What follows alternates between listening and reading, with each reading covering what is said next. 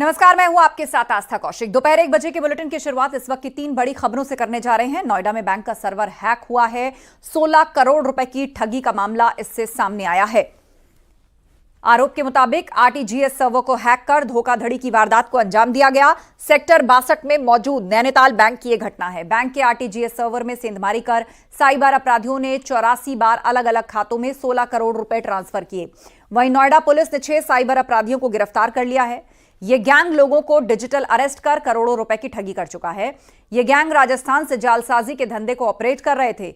वहीं आरओ और एआरओ भर्ती पेपर लीक मामले में एसटीएफ की जांच में करोड़ों के लेनदेन का खुलासा हुआ और जांच में यह बात सामने आई कि राजीव नयन मिश्रा और सहयोगी के बीच 2 साल में करोड़ों का लेनदेन हुआ।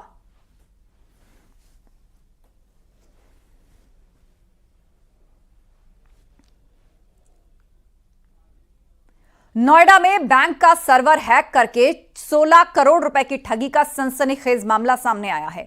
आरटीजीएस चैनल को हैक करके ठगी की वारदात को कुछ लोगों ने अंजाम दिया। यह पूरा मामला सेक्टर 62 में मौजूद नैनीताल बैंक का है और बैंक के आरटीजीएस सर्वर में सेंधमारी करके साइबर अपराधियों ने 84 बार अलग अलग खातों में 16 करोड़ 1,03,000 रुपए ट्रांसफर किए। बैंक के सर्वर में हैकिंग की जानकारी होने के बाद साइबर क्राइम थाने के साथ ही RBI SSM team, RBI CSIT team और सर्ट इन को शिकायत की गई। ये सभी एजेंसियां मामले की जांच में जुटी हुई हैं। तो जांच में जुटी है बड़ी नाम के व्यक्ति के द्वारा थाने पे एक तहरीर दी गई और ये बताया गया कि ये एक व्हाट्सएप ग्रुप से जुड़े थे। उस व्हाट्सएप ग्रुप में आईपीओ पे इन्वेस्टमेंट करने के नाम पे सभी मेंबर्स को इंस्टिगेट किया जा रहा था। तो ये कहा जा रहा था कि आपको 2000% प्रॉफिट होगा, मुझे भी प्रॉफिट हुआ है, आप लोग इन्वेस्ट करें और बैठे बैठे पैसा कमाएं। ये उनके झांसे में आ गए और इन्होंने अप्रैल और मई के मध्य लगभग 69 लाख रुपए इन्वेस्ट कर दिए। जब वो पैसा निकालने की बात कहने लगे तो उन्होंने निकालने से मना कर दिया कि आप अभी नहीं निकाल सकते, आपको और भी इन्वेस्ट करना पड़ेगा, उसके बाद ही आप निकाल सकते हैं। इन्हें फिर लगा कि वो ट्रैप हो गए हैं, झांसे में आ गए हैं और ये फर्जी साइबर गैंग के उसमें पड़ गए हैं। और ज्यादा अपडेट के लिए रुक करते हैं। नोएडा से हमारे सहयोगी हिमांशु शुक्ला हमारे साथ जुड़ रहे हैं। हिमांशु, सबसे अहम बात तो ये जो पूरा गैंग है आखिर किस तरह आरटीजीएस सर्वर को हैक कर लिया करता था, जो कि बहुत ही कॉन्फिडेंशियल होता है और बहुत ही हाई सिक्योरिटी के तहत इसके सॉफ्टवेयर को डिजाइन किया जाता है। और दूसरी बात, कितने वक्त से एक्टिव और कितने लोगों को चूना लगाया? बिल्कुल, देखिए आस्था, आपको बता दें कि ये बेहद गंभीर मामला है कि नैनीताल बैंक से 16 करोड़ 3 लाख रुपए से ज्यादा का आरटीजीएस हो जाता है और किसी को भनक नहीं लगती है।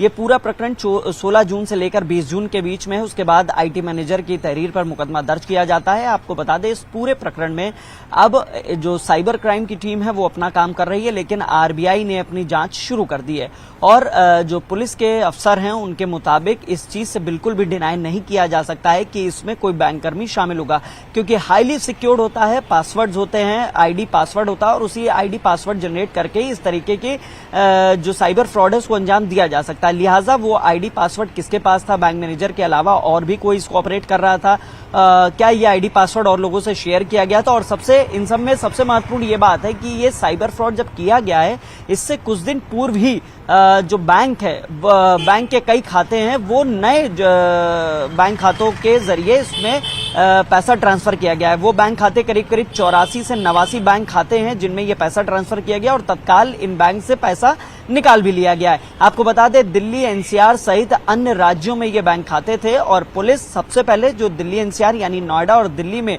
जो बैंक खाते हैं जो किराए पर लिए गए थे, जिनमें ये पैसा ट्रांसफर कराया गया था, वहां पे उन बैंक खातों की डिटेल ले रही है। इसके अलावा सीसीटीवी फुटेज की किन लोगों ने विड्रॉ किया है, किन एटीएम से विड्रॉ किया गया है, इन तमाम चीजों को अब खंगाला जा रहा है और साथ ही जो पूछताछ है वो नैनीताल बैंक के कर्मियों से भी की जाएगी। लिहाजा इस चीज से बिल्कुल भी मना नहीं किया जा सकता है कि इस पूरे फ्रॉड में जो 16 करोड़ से ज्यादा का है, इसमें बैंक के कुछ कर्मी की संलिप्तता हो सकती है। पुलिस सभी एंगलों पे जांच कर रही है और खासतौर पे जिस तरीके से 89 बैंक खाते जो किराए पे लिए गए थे, जो कुछ दिन पूर्व खोले गए थे, उनमें ये पैसा ट्रांसफर करके और सभी जो अमाउंट है वो निकाल भी लिया गया है। लिहाजा अब इसमें जांच शुरू कर दी और दूसरी तरफ आरबीआई ने भी जो आरबीआई की टीम है वो उसने भी अपने स्तर पे जांच शुरू कर दी है। तो ऐसा माना जा रहा है कि एसीपी क्राइम जिन्होंने न्यूज 18 से बातचीत भी की, उन्होंने कहा कि जल्द इस पूरे प्रकरण का खुलासा किया जाएगा, क्योंकि इस चीज से बिल्कुल भी डिनाई नहीं किया जा सकता कि वो आईडी पासवर्ड किसके किसके पास था और क्या ये बैंक मैनेजर जो आईडी पासवर्ड जिसके पास रहता उसने और किसी को भी शेयर किया था कि नहीं। इन तमाम तथ्यों की अब जांच की जा रही है। जी बिल्कुल, आप नजर बना के रखें। जानकारी के लिए बहुत शुक्रिया आपका हिमांशु। तो नोएडा पुलिस ने साइबर ठगी करने वाले गिरोह का पर्दाफाश किया और पुलिस ने इस गैंग के कुल 6 साइबर अपराधियों को गिरफ्तार किया। आरोप के मुताबिक इस गैंग ने लोगों को डिजिटल अरेस्ट करके लाखों करोड़ों की ठगी की है। पूर्व में यह गैंग राजस्थान से जालसाजी को ऑपरेट कर रहे थे और नोएडा के एक शख्स ने इन आरोपियों से 50 लाख रुपए से ज्यादा की ठगी की थी। लोगों के कुरियर में ड्रग्स और जाली पासपोर्ट होने का दावा करके आरोपी की ठगी की घटना को अंजाम देते थे और खुद को मुंबई क्राइम ब्रांच से लेकर सीबीआई, ईडी का अधिकारी बताते थे। 24 से 48 घंटे तक ये डिजिटल अरेस्ट रखते थे लोगों को। आरोपियों से पूछताछ में साइबर ठगी की कुल 72 घटनाओं की जानकारी मिली है। इन्होंने ठगी का पैसा देश के अलग अलग राज्यों में अलग अलग बैंकों के खातों में भेजा। जयपुर से 6 लोगों की अरेस्टिंग की गई है, जिससे डिजिटल अरेस्ट के कई मामले का खुलासा हुआ है।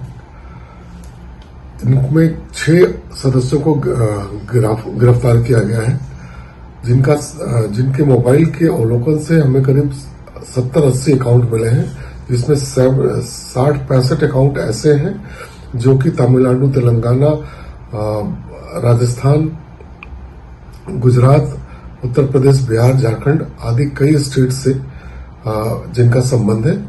और इस संबंध में विशेष टीम गठित करके संबंधित राज्यों को और वहां पंजीकृत अभियोगों के विषय में बताया जा रहा है ताकि अग्रिम विधिक कार्रवाई की जा सके।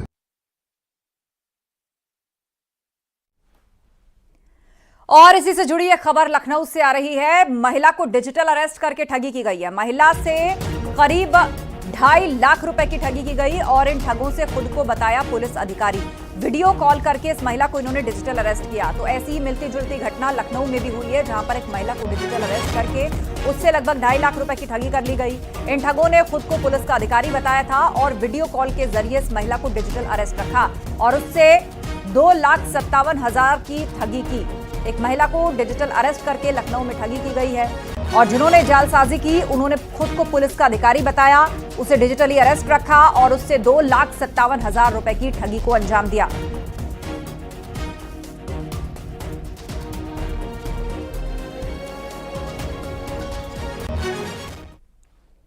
आरओ भर्ती पेपर लीक से जुड़ी एक बड़ी खबर है। एसटीएफ की जांच में करोड़ों के लेनदेन का खुलासा हुआ है। 2 साल में करोड़ों का लेनदेन हुआ। राजीव नयन मिश्रा और सहयोगी के बीच लेनदेन हुआ। राजीव नयन मिश्रा के खाते में पैसे भेजे गए, सुभाष प्रकाश के खाते में पैसे भेजे गए। 40 बैंक अकाउंट्स के बारे में जानकारी मिली है और खातों के लेन देन पर रोक लगाई गई है। पेपर लीक का मास्टरमाइंड है राजीव नयन मिश्रा।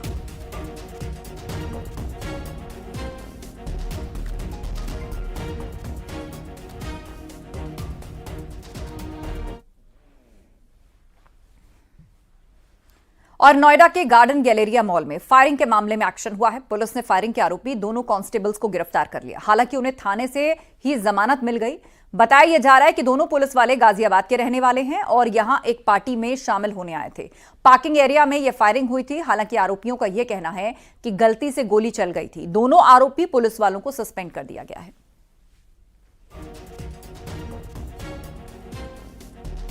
बाहर पार्किंग स्थल पर खड़ी एक स्विफ्ट डिजायर गाड़ी के पास फायर की आवाज आई है। इस सूचना पर तत्काल थाने सेक्टर 39 की पुलिस मौके पर पहुंची, जहां पर ज्ञात हुआ कि पार्किंग स्थल के पास खड़ी एक गाड़ी स्विफ्ट डिजायर जिसमें 2 व्यक्ति बैठे हुए हैं। दोनों का नाम धीरज और दूसरे व्यक्ति का नाम मुकुल था। ये दोनों इंदिरापुरम थाना जनपद गाजियाबाद के सिपाही हैं। मुकुल के नाम से एक पिस्टल इशू थी और उनके द्वारा बताया गया कि उसको रखने के दौरान उनसे ये फायर हुआ है। इससे फायर से किसी को कोई चोट नहीं पहुंची थी। इस सूचना पर दोनों के विरुद्ध नियमानुसार मुकदमा पंजीकृत कर दोनों के विरुद्ध विधिक कार्रवाई सुनिश्चित की गई।